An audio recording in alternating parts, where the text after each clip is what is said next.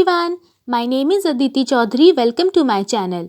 अक्सर हमें अपनी डेली लाइफ में ऐसे सेंटेंसेस बोलने की ज़रूरत पड़ती है जैसे तुमने ही तो उसे बुलाया था, अब तुम ही उसे जवाब दो।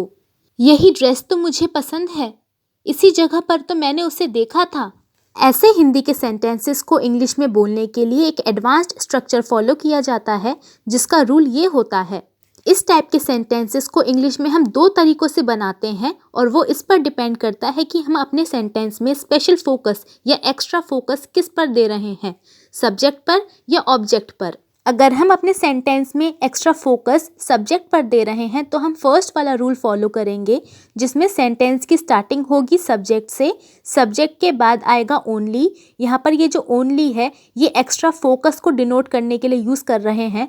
जैसे कि हम बोले तुम ही, मैं ही, उन्होंने ही, तो यहाँ पर जो ये ही से हम एक्स्ट्रा प्रेशर दे रहे हैं अपने सब्जेक्ट पर, इसको इंग्लिश में डिनोट करने के लिए ओनली का यूज़ हुआ है। ओनली के बाद अगर हेल्पिंग वर्ब है तो वो आएगी जो कि सब्जेक्ट और टेंस के अकॉर्डिंग होगी, जैसे कि is, am, are, was, were, will, do, does, has, have. Helping verb के बाद हमारी मेन वर्ब आएगी। ये मेन वर्ब जो है वो टेंस के अकॉर्डिंग किसी भी फॉर्म में हो सकती है। फॉर एग्जाम्पल अगर हमारे पास वर्ब है कॉल तो वो प्रेजेंट टेंस में कॉल और पास्ट टेंस में कॉल्ड हो जाएगी और लास्ट में हमारा ऑब्जेक्ट आएगा। और अगर हम सेंटेंस ऑब्जेक्ट पर एक्स्ट्रा फोकस देकर बना रहे हैं तो सेकंड रूल फॉलो होगा जिसमें हम सेंटेंस की स्टार्टिंग करेंगे सब्जेक्ट से, सब्जेक्ट के बाद अगर हेल्पिंग वर्ब होगी तो वो आएगी, उसके बाद टेंस के अकॉर्डिंग मेन वर्ब आएगी, मेन वर्ब के बाद ऑब्जेक्ट आएगा और लास्ट में ऑब्जेक्ट के बाद ओनली आएगा। जब भी हम ऐसा सेंटेंस बना रहे हैं जिसमें एक्स्ट्रा फोकस सब्जेक्ट पर ना होकर ऑब्जेक्ट पे हो तो हम ऑब्जेक्ट के बाद ओनली लगाएंगे। चलिए अब कुछ एग्जाम्पल्स देखते हैं जिनसे आपको इन दोनों के बीच का डिफरेंस पूरी तरह से क्लियर हो जाएगा। तुम्हें ही तो ये ड्रेस पसंद थी, you only liked this dress, you only liked this dress.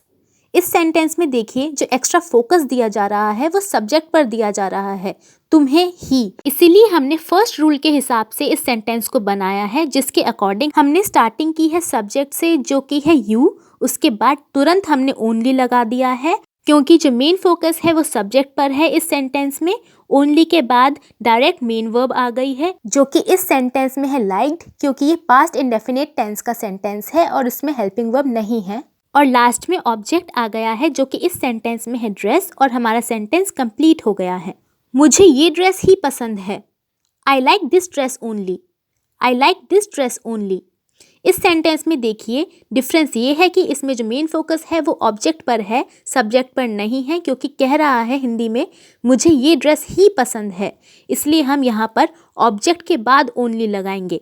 तो देखिए सेकंड रूल के अकॉर्डिंग हमने सेंटेंस की स्टार्टिंग की है सब्जेक्ट से जो कि है आई, उसके बाद डायरेक्टली मेन वर्ब आ गई है जो कि है लाइक क्योंकि इस सेंटेंस में हेल्पिंग वर्ब नहीं है और ये प्रेजेंट इंडेफिनिट टेंस का सेंटेंस है। मेन वर्ब के बाद ऑब्जेक्ट आया है जो कि इस सेंटेंस में है ड्रेस और ड्रेस के बाद ओनली क्योंकि इस सेंटेंस में जो मेन फोकस है वो ऑब्जेक्ट यानी कि ड्रेस पर है, इसलिए ड्रेस के बाद ओनली लगाया है। तुमने ही तो उससे बुलाया था, you only called him, you only called him. अब तुम ही उसे जवाब दो, you only answer her now, you only answer her now. इसी जगह पर तो मैंने उसे देखा था, I saw him at this place only, I saw him at this place only. वो यही है, he is here only, he is here only. तुम ही तो मेरे दोस्त हो, you only are my friend, you only are my friend. इस sentence में देखिए ओनली के बाद जो ये आर है ये टेंस और सब्जेक्ट के अकॉर्डिंग लगाई हुई हेल्पिंग वर्ब है। मैं घर पर ही था, I was at home only, I was at home only.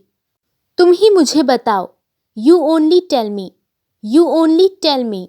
मैंने ही उसे बुलाया है, I only called her, I only called her. मैं ही तो वहाँ गया था, I only went there, I only went there. कल हम उसी होटल में तो गए थे, yesterday we went to that hotel only, yesterday we went to that hotel only. मैंने इसी स्कूल से तो अपनी पढ़ाई की है, I have studied from this school only, I have studied from this school only. तुम ही जिद कर रहे थे, you only were insisting, you only were insisting. Insisting का मतलब है जिद करना। आज की वीडियो में इतना ही। अगर आपने इससे कुछ सीखा है तो प्लीज इसे लाइक कीजिए, मेरे चैनल को सब्सक्राइब कीजिए and make sure you press the bell icon right next to the subscribe button so that you get notified whenever I post new videos. अब हम मिलेंगे नई वीडियो में एक नए लेसन के साथ। तब तक के लिए टेक केयर, बाय बाय।